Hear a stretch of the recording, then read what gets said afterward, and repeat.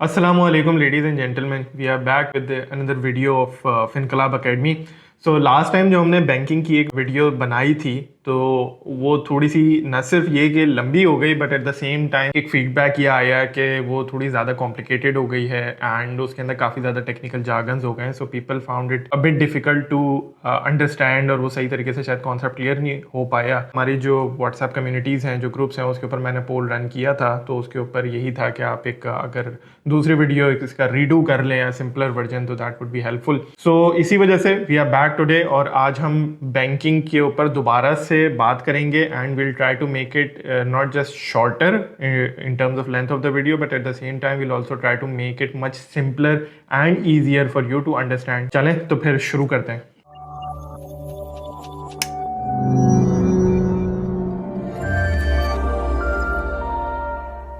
जी, तो बैंक होता क्या है? देखिए, bank is a financial intermediary. अब फाइनेंशियल इंटरमीडियरी क्या होता है? As the word suggest, financial and then intermediary. Intermediary is a middle man, kind of a middle man. इनका काम क्या होता है? देखें, आपकी कोई भी इकोनॉमी या सोसाइटी जो होती है उसमें दो तरह के लोग होते हैं. एक वो होते हैं कि जिनके पास सरप्लस पैसे होते हैं, जिन्हें आप सेविंग्स कह सकते हैं, जिन्होंने अर्निंग्स करी हैं, कमाए हैं, जॉब करी है, जो भी है, पैसे जमा कर लिया उन्होंने. और दूसरी तरफ वो लोग होते हैं जिनको पैसों की ज़रूरत होती है, जो बोरो करना चाहते हैं, जहाँ से कॉन्सेप्ट निकल के आता है बोरोइंग और लेंडिंग का. तो होता क्या है कि मनी मूव्स फ्रॉम सरप्लस, जहाँ पे एक्सेस कैपिटल होता है, लिक्विडिटी होती है, टूवर्ड जिनको ज़रूरत होती है. तो आमतौर पे क्या होता है, usually it's not always the case, आमतौर पे इंडिविजुअल्स, आमतौर पे आप जैसे मुझ जैसे जो लोग होते हैं, हमारी कुछ सेविंग्स होती हैं तो हम लोगों के पास एक्सेस लिक्विडिटी होती है. But then generally there are large corporation जिनकी बिजनेस नीड्स होती हैं, उन्होंने एक्सपेंशन करनी है, नया प्लांट लगाना है, तो उनको लोन चाहिए होता है. अब सवाल ये पैदा होता है कि आप और मुझ जैसे हम लोग उन तक पहुंचे कैसे, या वो हम तक कैसे पहुंचे. तो there has to be someone who can connect us. ये जो बीच में जो कनेक्शन का रोल जो प्ले करते हैं, इनको इंटरमीडियरी कहा जाता है. बीच में मिडिल मैन होते हैं. ये बैंक्स प्राइमरीली, और भी फाइनेंशियल इंस्टीट्यूशंस होते हैं जो फाइनेंशियल इंटरमीडियरीज होते हैं बहुत सारे, but banks are the largest financial intermediaries in any economy. तो करते ये हैं कि ये आप और हम जैसे जो लोग होते हैं, हमें एक फैसिलिटी प्रोवाइड करते हैं कि जी आपके पास जो आपने पैसे आपने ऊपर ओवर द टाइम कमाए हैं, सेव किए, आप हमारे पास सेव कर लें. क्योंकि देखिए, कैश कब तक आप घर में कितना कैश रख लेंगे, फिर उसके अलावा उसकी अपनी सर्टेन लिमिटेशन, रिस्क वो अलग होते हैं. तो आप बैंक आपको ये ऑप्शन, आपको मुझे एक ऑफर करता है कि आप डिपॉजिट हमारे पास रख लो जाके. तो हम बैंक के पास डिपॉजिट रख देते हैं. अब बैंक के पास वो डिपॉजिट आ जाता है तो बैंक क्या करता है, आगे एट द सेम टाइम उसके पास वो क्लाइंट्स होते हैं, वो लोग होते हैं जिनको पैसे चाहिए होते हैं, बोरो करने होते हैं, तो वो बैंक के पास आते हैं, यार हमें इतने पैसे चाहिए तो आप दे दें. तो बैंक क्या करता है, आपके और हमारा जो डिपॉजिट होता है वो उसको आगे दे देता है उनको, उन लोगों को, और बीच में वो एक स्प्रेड कमा लेता है. This is what financial intermediation is and this is what a bank does at a very high level. अब इसको थोड़ा सा और डीप डाइव करते हैं. बैंक क्या करता है? बैंक ने डिपॉजिट ले लिया आपका मेरा, ठीक है जी, जो कि बैंक की लाइबिलिटी बन जाता है. वो लाइबिलिटी क्यों बनता है? वो लाइबिलिटी इसलिए बनता है बिकॉज वो आपका और मेरा पैसा है, बैंक का अपना पैसा नहीं है. जब भी कल को हम बैंक जाएंगे और बोलेंगे कि हमें इतने पैसे विड्रॉ करने हैं, तो बैंक आपको मुझे मना नहीं कर सकता, उसको पैसे वापस करना है. सो विच इज वाई बैंक की ये लाइबिलिटी होती है जो उसका डिपॉजिट होता है. तो बैंक क्या करता है, जो लाइबिलिटी साइड होती है, ये जो इक्विटी साइड होती है of the accounting equation, assets is equals to liabilities plus equity, वो यहाँ से पैसा रेज करता है जहां से उसके पास पैसे या लिक्विडिटी आती है. तो बैंक के अंदर पैसा आ गया आपका मेरा, या कहीं से उसने स्टेट बैंक से बोरो कर लिया या कहीं और से बोरो कर लिया, तो बैंक ने यहां से कहीं से पैसे रेज कर लिया. प्राइमरीली डिपॉजिट्स ही होते हैं. मतलब आप बैंकिंग बैलेंस शीट जो मैंने लास्ट वीडियो के अंदर भी एक्सप्लेन किया था, अगर आप हाई लेवल नंबर्स देखेंगे तो आमतौर पे 80-90% जो लाइबिलिटी साइड होती है वो, या इवन इक्विटीज वगैरह मिलाकर भी डिपॉजिट्स ही होते हैं.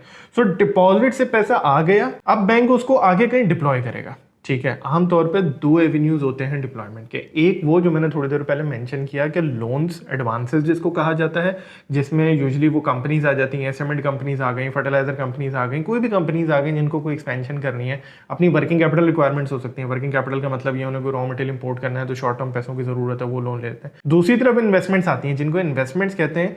वो यूजुअली पाकिस्तान में टी-बिल्स या पीआईबीज होते हैं. टी-बिल्स एंड पीआईबीज क्या होते हैं, वो गवर्नमेंट के इंस्ट्रूमेंट्स होते हैं, बिकॉज हमारे यहाँ गवर्नमेंट भी बोरोवर है, जो कि हमें पता ही है. गवर्नमेंट जो है वो भी एक डेफिसिट रिटर्न करती है, तो गवर्नमेंट बोरो करती है, तो वो भी एक्चुअली काइंड ऑफ वो भी एक लोन ही है. तो बेसिकली जो बैंक है वो यहाँ पर भी लोन ही दे रहा है, बट वो लोन गवर्नमेंट को दे रहा है, तो गवर्नमेंट उसके अगेंस्ट इंस्ट्रूमेंट देती है उसको, टी-बिल पीआईबी. तो वाइल उसको क्लासीफाई एज ए इन्वेस्टमेंट कर देते हैं, but at the end of the day वो भी लोन ही होता है। तो आप देखिए हो क्या रहा है, डिपॉजिटर से पैसा आ रहा है और आगे गवर्नमेंट के पास जा रहा है या प्राइवेट इंस्टीट्यूशंस के पास जा रहा है, कहीं पे भी जा रहा है, उनके पास जा रहा है जिनको उन पैसों की नीड है।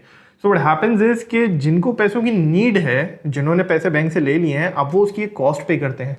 जो वो कॉस्ट पे करते हैं वो कहलाती है इंटरेस्ट कॉस्ट या सूद कॉस्ट या फाइनेंस कॉस्ट, कुछ भी आप उसे बोल रहे हैं। तो बैंक का वो रेवेन्यू बन जाता है, क्योंकि बैंक ने आगे लोन दे दिया।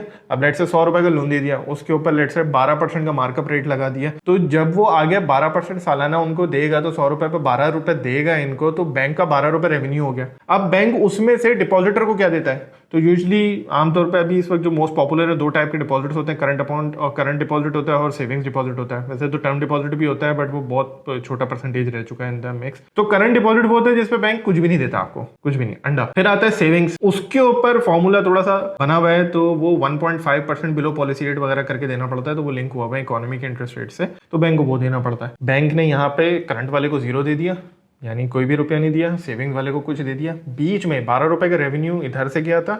करंट डिपॉजिट अगर है तो 0, तो पूरा 12 रुपए को बैंक ने बीच में रख लिया, जो उसका रेवेन्यू बन गया, नेट इंटरेस्ट इनकम या नेट सूद इनकम, जैसे हमने लास्ट वीडियो में एस्टेब्लिश किया था। अगर सेविंग डिपॉजिट है तो आपने 100 रुपए डिपॉजिट अगर लिया था, तो 100 रुपए पे लेट से 12 रुपए आपको यहाँ से इनकम आई, आपने 10 रुपए पीछे दिया लेट से उनको, तो 2 रुपए आपने बीच में रख लिया, तो बैंक का नेट सूद इनकम 2 रुपए हो गया यहाँ पर। यूजुअली डिपॉजिट मिक्स होता है, तो वो समवेयर इन बिटवीन यहाँ पे कहीं पे फॉल करेगा इनका जो रेवेन्यू होगा। But this is how a banking business model is structured, कि डिपॉजिट आया, वो आके लैंड हुआ किसी इन्वेस्टमेंट की फॉर्म में या एडवांसेस की फॉर्म में, उधर से रेवेन्यू आया, इंटरेस्ट रेवेन्यू, मार्कअप रेवेन्यू आया, पीछे इन्होंने डिपॉजिट कॉस्ट आपको मुझे पे करी, डिपॉजिटर को बीच में स्प्रेड रख लिया, या नेट इंटरेस्ट इनकम बन गई उसकी। फिर उसके अलावा बैंक जो है वो कुछ एडिशनल सर्विसेज प्रोवाइड करता है।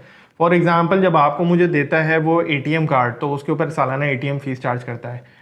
इंटरनेट बैंकिंग देता है तो उसके अंदर IBFT के कुछ चार्जेस चार्ज करता है।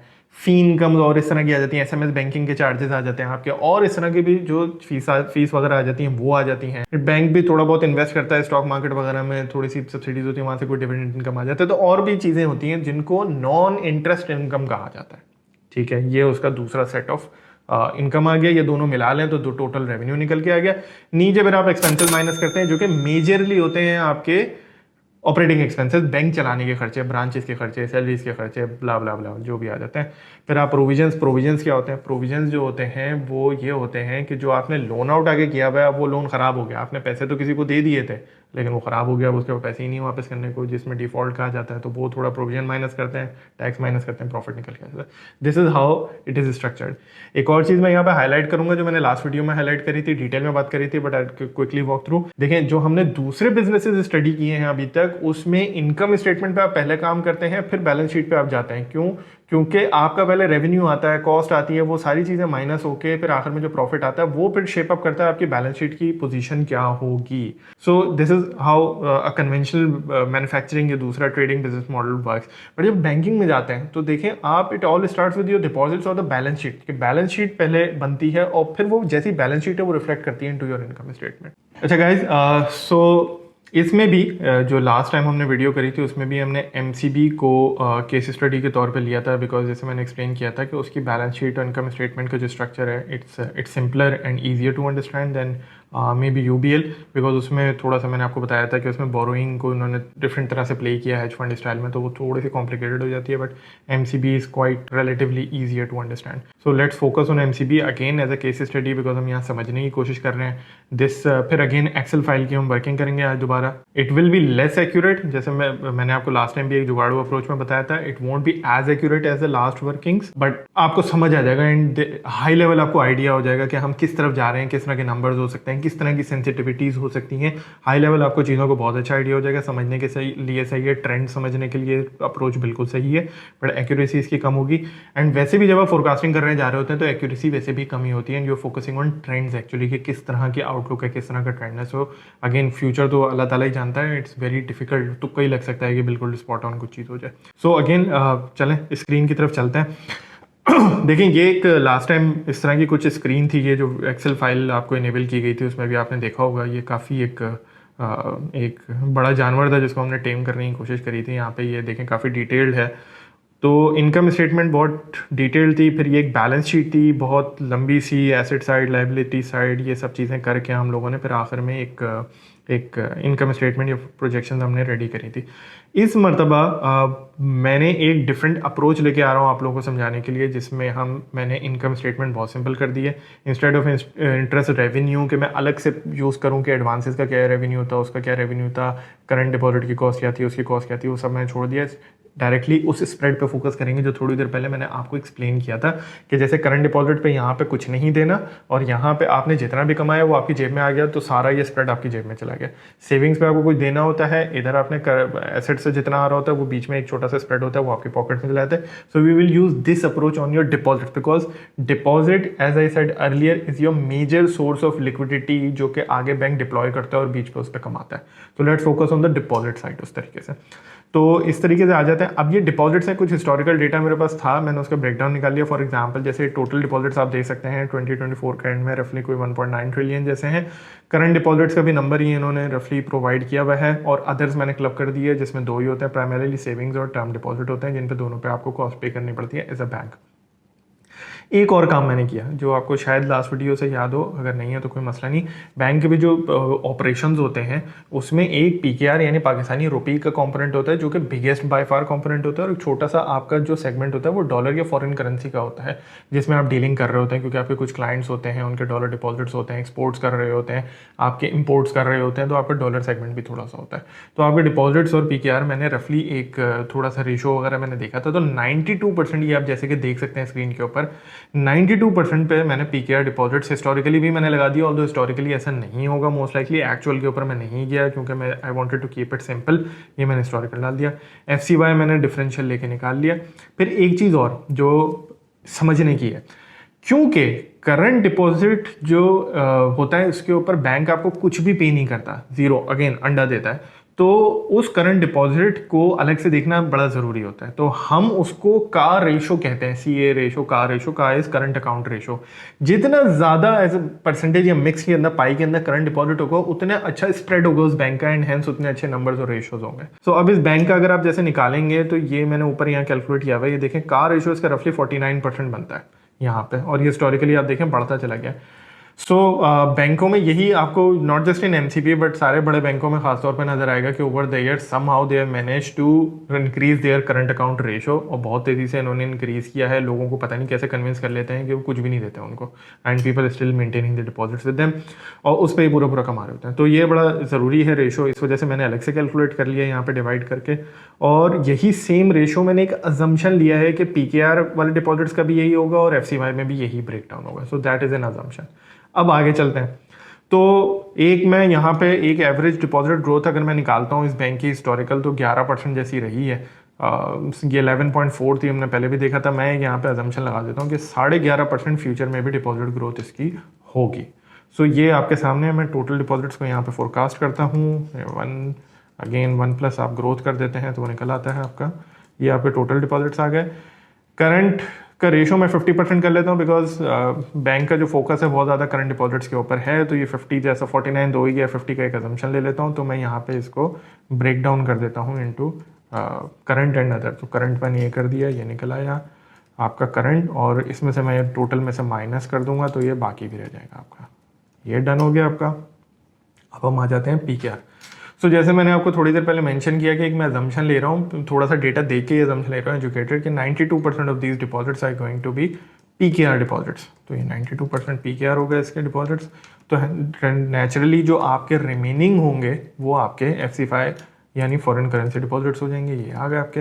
रेशो मैं अगेन इसमें भी करंट और उसका सेम रखने जा रहा हूँ, जैसे मैंने आपको बताया, दिस माइनस दिस कर दिया, ये दोनों मेरे निकल के आ गए यहाँ पे।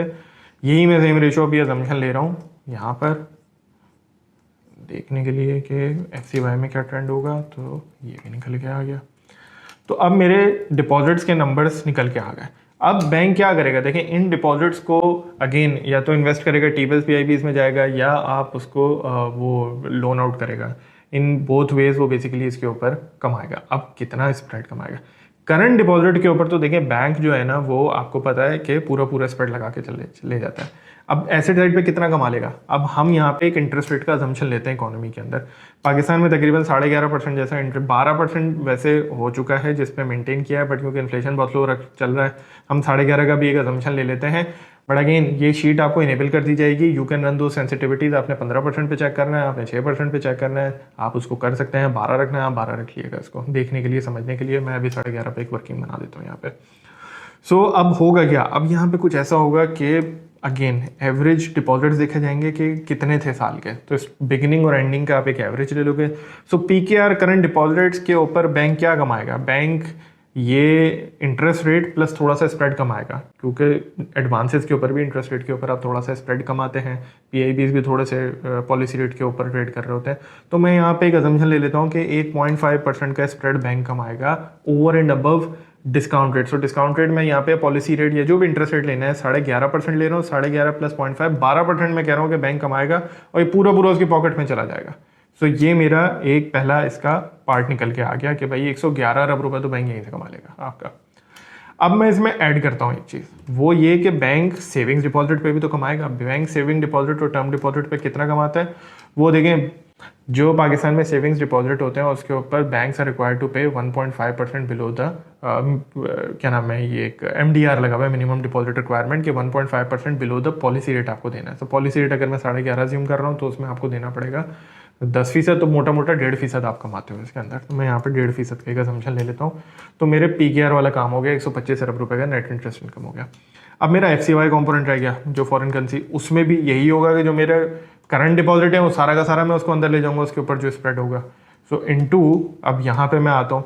अब फॉरेन करेंसी में पहले जो होता था वो लाइबोर वगैरह हुआ करता था, बट लाइबोर ग्लोबली अब खत्म हो गया। तो मैं एक बेंचमार्क ले लेता हूँ कि US का जो इंटरेस्ट रेट चल रहा है 4.5%, मैं अभी उसको ले लेता हूँ। तो 4.5% प्लस मैं कहूँगा कि इसके ऊपर एक 1% का स्प्रेड और कमा लिया जाएगा इसके ऊपर। ये आपने कर लिया यहाँ पे, और प्लस करता हूँ जो अब इसके सेविंग्स डिपॉजिट आ जाते हैं, ये ले लिया। इसके ऊपर मैं कहता हूँ कि यार ये 2% का स्प्रेड कमा लेंगे, 3% कर लेता हूँ। यूजुअली इस पर स्प्रेड ज़्यादा ही होता है आपका, 3% होगा। ये आपका टोटल रेवेन्यू निकल के आ गया यहाँ पे, जो नेट इंटरेस्ट इनकम का होगा। अच्छा अगेन इसमें बहुत डिटेल उसमें से वर्किंग नहीं करी, बट हाई लेवल आपका ये निकल के आ गया कि किस तरह का आपका रेवेन्यू होगा। तो 132 अरब रुपए का आपका ये रेवेन्यू निकल के आ गया इस जगह। इसको मैं फॉर्मूले को ट्रैक कर देता हूँ यहाँ पे। तो ये मेरा नेट इंटरेस्ट इनकम आ चुकी है इसकी। नहीं सिर्फ डिपॉजिट्स पे आई है बाय द वे। एक और चीज़ होती थी बोरोइंग्स, जो आपको याद होगा मैंने थोड़ी देर पहले बताया कि स्टेट बैंक वगैरह से डिस्काउंट विंडो से आप बोरो कर लेते हो। इस नंबर को मैं कोई इतना ज़्यादा नहीं लेता क्योंकि इसके ऊपर स्प्रेड बहुत ही कम होता है, तो मैं इसको यहाँ पे छोड़ देता हूँ। इसके ऊपर मैं अज्यूम कर लेता हूँ कि बैंक कोई 0.5% कमा लेगा, तो कोई इतना अगेन ज़मीन आसमान इधर उधर की नहीं हो जाएगी। तो लेट्स डू इट 0.5%, बट ये एक नंबर आ जाएगा। इस पे बैंक कोई 1.3 बिलियन कमा लेगा। टोटल जो उसके नेट इंटरेस्ट इनकम होगी वो इन दोनों का सम हो जाएगी, दोनों सोर्सेज ऑफ उससे। ये अब आपका नेट इंटरेस्ट इनकम यहाँ पे निकल के आ गई। इस यहाँ से लिंक कर दिया मैंने इसको, ये मेरी नेट इंटरेस्ट इनकम की फोरकास्ट हो चुकी है। सो अगेन क्या इंपॉर्टेंट है? सबसे ज़्यादा इंपॉर्टेंट ये हुआ कि डिपॉजिट क्या है, डिपॉजिट का मिक्स क्या है, करंट डिपॉजिट कितना है और उस पर कितना कमाएगा, which is interest rate assumption. So far हमने नेट इंटरेस्ट इनकम में ये वेरिएबल्स की डिटरमिन कर लिया है। Let's move on to the non interest income वाला पार्ट जो मैंने आपसे बात करी थी। फी इनकम अगेन जो मैंने आपको बताया था, it's mostly link to deposits वगैरह जो आप अर्न, मतलब जो बेस होती है आपकी उससे। तो मैं डिपॉजिट ग्रोथ ही यहाँ पे लिंक कर देता हूँ। डिविडेंड्स भी अगेन इक्विटी पोर्टफोलियो उस तरह की चीज़ें होती हैं। मैं इसको छोटा नंबर है, इतनी मुझे दिमाग लगाने की इस पर ज़रूरत नहीं है। FX इनकम और अब ये मैं यहाँ पे छोड़ देता हूँ। ये most usually in times of currency volatility ज़्यादा होता है ये नंबर। और gain and losses on securities, ये भी मैं अभी जीरो ले लेता हूँ एनालिटिकल पर्पजेज़ के लिए, क्योंकि बैंक्स के पास क्योंकि बहुत सारे फाइनेंशियल इंस्ट्रूमेंट्स होते हैं, वो बेच के उसके ऊपर गेन या लॉसेज रियलाइज़ करते हैं, वो या अनरियलाइज जो भी होता है वो यहाँ पे रिपोर्ट करना पड़ता है। बट वो उस तरह के इवेंट्स होते हैं, आप कितनी मरतबा गेन रियलाइज़ कर लोगे। तो आप फ्यूचर में जो आपने ज़्यादा कमाना होगा वो आज आप रियलाइज़ कर लोगे, तो आप उसको मेरे हिसाब से एनालिटिकल पर्पजेज़ के लिए आप जीरो करके आप देख सकते हो। फिर ये कुछ अदर्स हैं, इसको आप 500 करके छोड़ दो। ये आपकी निकल आई नॉन इंटरेस्ट इनकम, ये हमने कर लिया यहाँ पे। ये देखें, अब 9 अरब रुपए की मैंने, वैसे तो FX इनकम ही फ्लैट तो नहीं छोड़नी चाहिए, इस पर 1 अरब साल का ऐड कर लेते हैं। चलो ये हो गया, टोटल रेवेन्यू आ गया, इन सबको ऐड कर लें। प्रोविजंस जो प्रोविजंस वो होते हैं मोस्टली जो कि आपने लोन दिए हुए होते हैं और वो लोन ख़राब हो जाता है, आपने किसी को लोन दिए थे वो लेके भाग गए पैसे, या उनके पास है ही नहीं देने के लिए, बहुत सारे इस तरह के केसेस आते रहते हैं आपके पास, तो उसके ऊपर आपको प्रोविजन रिकॉर्ड करना पड़ता है आपको। तो यहाँ पे अभी कंजम्पशन ले लें, कितना हम यहाँ पे ले लेते हैं, 4 अरब रुपए यहाँ पे ले लेता हूँ मैं, हर साल 1-1 अरब रुपए इसमें भी बढ़ा देता हूँ। ये इसमें कंजम्पशन इस तरीके से ले लेता हूँ। एडमिनिस्ट्रेटिव एक्सपेंसेस, वो एक्सपेंसेस जो बैंक को चलाने के खर्चे होते हैं, मोस्टली ब्रांचेस होती हैं उनके, रेंट हो गए, आपके सैलरीज हो गई, इस तरह के सारे खर्चे आते हैं। इसका डिटेल ब्रेकडाउन आपको एनुअल रिपोर्ट्स के अंदर मिल जाएगा। अगेन मैं इसको लिंक कर देता हूँ डिपॉजिटो से। So MCB is actually famous for एक लो एडमिन कॉस्ट ग्रोथ के ऊपर, वो काफ़ी कंजर्वेटिव एक है। फिर ये आ जाते हैं अदर चार्जेस, ये सिंपल होते हैं, इनके ऊपर आप यहाँ पे 2% लगा दें, बहुत है ये WWF WPPF वगैरह 2% से पहले 2.5 है सॉरी इसके ऊपर। सो ये आप लगा सकते हैं यहाँ पे 2.5%। ये यहाँ पे आप सम कर लें, ये आ गया आपका प्रॉफिट बिफोर टैक्स। और फिर बैंक का जो टैक्स रेट होता है, इसके ऊपर पिछले साल बड़ी डिबेट चली, फिर इसके ऊपर फाइनली जो अभी एग्री हो गया वो ये कि 44% का कॉर्पोरेट टैक्स होगा और फिर 10% सुपर टैक्स होगा। सुपर टैक्स वैसे तो स्लैब बेस्ड होता है, बट इतना प्रॉफिट ज़्यादा है कि उस पर 10% ही अप्लाई हो जाता है। तो ये हम लगा देते हैं यहाँ पे, ये हमारा प्रॉफिट निकल के आ गया। अब मैं इसको नंबर ऑफ शेयर्स वगैरह से डिवाइड कर देता हूँ 185। तो ये देखिए मेरे EPS वगैरह निकल के आ गया। मैंने इसका डिविडेंड फोरकास्ट करना है, एम राउंड करके मैं एक कर लेता हूँ, दिस मल्टीप्लाई बाई 85% और ये 0.5 का मल्टीप्लायर लगा देता हूँ इसके ऊपर। अच्छा, यहाँ पे मोस्ट लाइकली ये तो ट्रेंड निकल रहा है, मोस्ट लाइकली मुझे लगता है कि एमसीबी का डिविडेंड कोई कट नहीं होगा, बिकॉज पहले भी एक टाइम ऐसा था कि एमसीबी का पे आउट रेशो बहुत क्लोज टू 100% चला गया था। ये सस्टेनेबल पॉलिसी की तरफ जाते हैं, सस्टेनेबल डिविडेंड की तरफ। सो 31.5 निकल तो रहा है, बट आई थिंक ये शायद 36 ही दे इस साल। और फिर गोइंग फॉरवर्ड देखें प्रॉफिटेबिलिटी कैचअप कर जाती है तो वो पे आउट रेशो वाला मैटर हैंडल हो जाता है। अच्छा, इसको जो लास्ट हमने फोरकास्ट करी थी, आप उन नंबर से अगर आप इसको कंपेयर करेंगे तो देखें आपको शुरू में गैप नजर आ रहा है, बट लॉन्ग रन में ये आप देखें कन्वर्ज हो जाता है। जैसे हमारी 43 रुपीज़ की प्रॉफिटेबिलिटी या EPS आ रही थी पहले, जो कि अब आ रही है 37 तकरीबन, ये रही। और वो देखें आगे जाके लॉन्ग टर्म में 65 हो जाती है, ये भी वहीं पे कन्वर्ट हो जाता है, 63 हो जाती है। सो बिगर ट्रेंड पॉइंट ऑफ व्यू से this approach is fine, valuation point of view से दिस अप्रोच इज फाइन। आपके नियर टर्म नंबर्स के अंदर इसकी शायद एक्यूरेसी थोड़ी कम होती है, बट देखें आप ये प्रोसेस बहुत छोटा था, खत्म हो गया इसके अंदर। यहाँ पे आपने इसकी EPS DPS दोनों फोरकास्ट कर ली जो आपको चाहिए थी, तो यहाँ तक आपका काम खत्म। लास्टली अब आपका रह जाता है वैल्यूएशन पार्ट, वो बड़ा सिंपल होता है। पहले भी मैं कहता रहा हूँ कि वैल्यूएशन आखिरी स्टेप है इन योर प्रोसेस। सबसे इंपॉर्टेंट जो चीज़ होती है वो ये होती है कि आपका बिजनेस क्या है, बिजनेस कैसा है। इसके ऊपर हम एक अलग डिटेल्ड वीडियो बनाएंगे कि किस तरह से एनालाइज करना है, बट क्रक्स यही है कि बिजनेस क्या है, बिजनेस कैसा है। अगेन मैं जो अजम्पशन ले रहा हूँ 11.5% डिपॉजिट ग्रोथ का, इसके पीछे क्या है, क्या ये बैंक 20% डिपॉजिट ग्रोथ दे सकता है या क्या ये बैंक 5% देगा। इसके लिए आपको उसको बिजनेस समझना पड़ेगा, उसकी थोड़ी सी स्ट्रैटेजी समझनी पड़ेगी, ब्रांचेस खोल रहे हैं नहीं खोल रहे हैं, क्या कर रहे हैं, क्या अप्रोच है उसकी। तो वहाँ से आपकी अजम्पशन आएंगे, वो नंबर्स आएंगे, फिर valuation is the easiest thing to do. कुछ भी नहीं है ये, यहाँ पे अगर आप देख लें डिविडेंड अगेन पहले साल का तो आप 0 रखते हैं, यहाँ से DPS से मैं कनेक्ट कर देता हूँ इसको, ये देखें। सो मेरे हर साल का डिविडेंड आ गया यहाँ पे फोरकास्ट, और ये फिर आगे टर्मिनल वैल्यू सिंपल जो होती है वो this into 1 plus G terminal growth divide by R equity minus growth G, ये हो जाता है टर्मिनल वैल्यू निकल के आ गई। सो अगेन मैं थोड़ा सा आई थिंक इसको पहले कर लेना चाहिए था, बट रिस्क फ्री रेट 11.5 वही है जो ऊपर अज्यूम किया हुआ है हम लोगों ने। ग्रोथ 10% मैंने एक अज्यूम कर ली है, सॉरी रिस्क प्रीमियम 10% अज्यूम कर लिया है, क्योंकि मेरे ख्याल में मिनिमम इतना प्रीमियम मिलना चाहिए पाकिस्तान में स्टॉक्स में इन्वेस्ट करने के लिए। कॉस्ट ऑफ इक्विटी आपकी कोई 21.5% आ गई है। टर्मिनल ग्रोथ, हाँ वो ग्रोथ जिस पे आप लॉन्ग टर्म में अज्यूम करते हैं कि ग्रो कर सकता है। अब एक बैंक है पाकिस्तान में, क्योंकि गवर्नमेंट फिस्कल डेफिसिट रन करती है, ऊपर से हमारी इन्फ्लेशन भी थोड़ी होती है, तो और ग्रोइंग इकोनॉमी है, तो ये सारे फैक्टर्स को मद्देनजर रखते हुए हमारी M2 ग्रोथ जो होती है वो 10-12% तो निकल ही आती है। सो 11.5% यहाँ पे कोई एबनॉर्मल नंबर नहीं है नॉमिनल टर्म्स के अंदर लेने के लिए। सो ये प्रेजेंट वैल्यू आपने निकाल ली इस तरीके से, ये टर्मिनल वैल्यू की प्रेजेंट वैल्यू निकल आई, दोनों की तो 350 रुपये की आपकी टारगेट प्राइस या फेयर वैल्यू बन जाती है बेस्ड ऑन DPS या डिविडेंड डिस्काउंट मेथोडोलॉजी की अप्रोच। फिर एक जस्टिफाइड प्राइस टू अर्निंग, जिसके ऊपर मैंने एक आर्टिकल भी पूरा लिखा था और पहले भी हम करते रहे हैं। Justified price to earning ratio आप निकालते हुए 1 डिवाइड बाय R-G करते हैं। 1 होता है अजम्पशन ऑफ 100% पे out ratio, but in case of banks आप 100% पे आउट नहीं कर पाते हैं ओवर द लॉन्ग रन उसकी वजह ये होती है, एक बैंकों की कैपिटल रिक्वायरमेंट होती है, उनको एक certain ratio of equity to their risk weighted assets maintain करना पड़ता है, विच इज़ वाई किसी भी बैंक का आपको कंसिस्टेंटली 100% पे आउट रेशियो नज़र नहीं आएगा। अपना ये इस केस में भी हमने क्योंकि 85% एज्यूम किया तो मैंने ये 0.85 कर दिया, डिवाइड बाय वही सेम R माइनस जी, तो वो जस्टिफाइड प्राइस टू अर्निंग उसका निकला 8.5 होना चाहिए, और उसके ऊपर फेयर वैल्यू एक एवरेज मैंने ले लिया। आप देख लें इस तरीके से, इस तरह से चीज़ें होती हैं इसके अंदर। जो भी अब अजम्पशन आपको इसके अंदर चेंज करना है आप लोग कर सकते हैं। इंटरेस्ट रेट का अजम्पशन चेंज करना है आप इस शीट के अंदर करके देख सकते हैं। आपको डिपॉजिट ग्रोथ का अजम्पशन चेंज करना है आप वो भी करके देख सकते हैं। और कोई रिस्क प्रीमियम आपका अगर कम है ज़्यादा आप वो करके वैल्यूएशन देख सकते हैं। सो जनरली EPS DPS पे फोकस होना चाहिए आपका, वो देखना चाहिए अर्निंग्स का डायरेक्शन क्या है, बिगर पिक्चर क्या है। अब लास्ट ईयर प्रॉफिटेबिलिटी कितनी थी, अब इंटरेस्ट रेट क्योंकि देखिए 2 साल तक ये 20-20% के इंटरेस्ट रेट से आपको नज़र आ रहा है रफली स्पीकिंग, फिर एकदम से हम 11 और 12 की रेंज में आ रहे हैं। सो एक बैंकों में कंसर्न ये है कि अर्निंग्स गिरेंगी, तो सवाल ये कि कितनी गिरेंगी वो आप इस अप्रोच के थ्रू डिटरमिन कर सकते हैं। एक हाई लेवल टेम्पलेट आपको प्रोवाइड कर दिया है जो कि आप बाकी बैंक्स पे भी अप्लाई करके एक लॉन्ग टर्म ट्रेंड ज़रूर देख सकते हैं, जिससे आपको आइडिया होगा कि किस तरफ जा रही हैं चीज़ें, क्या हो सकते हैं, नंबर्स किस तरह के हो सकते हैं। सो UBL के ऊपर हम एक अलग वीडियो बनाएंगे, उसको आप अभी छोड़ दिएगा, बट बाकी बैंकों पे जनरली आप इसको काफ़ी हद तक अप्लाई कर सकते हैं इस अप्रोच को। सो यहाँ पे हम इसको बैंकिंग को एक सिंपलर वर्जन को हम ख़त्म करते हैं। कोई अगर आपका कोई सवाल है, you can always write to us at hello@finclub.com। आप हमारे यूज़र हैं अगर, तो आप हमें कम्युनिटी में पूछ सकते हैं, वहाँ पे मैं भी खुद इमीडिएटली अवेलेबल होता हूँ, I can respond to it. कोई कमेंट में आप सवाल लिखना चाहें आप कमेंट में भी कर सकते हैं। आपने अगर ये वीडियो आपको समझ में आई आप इसको लाइक ज़रूर करें। मोस्ट इम्पॉर्टेंटली आप अगर इस वीडियो को देख रहे हैं और अगर आपने हमारे चैनल को सब्सक्राइब और वो बेल आइकॉन क्लिक नहीं किया हो तो बेल आइकॉन ज़रूर क्लिक कर लें, क्योंकि जब भी नई वीडियो आएगी तो आपको नोटिफिकेशन आ जाएगा, वरना देखें आपको नई वीडियो आएगी आपको पता नहीं चलेगा।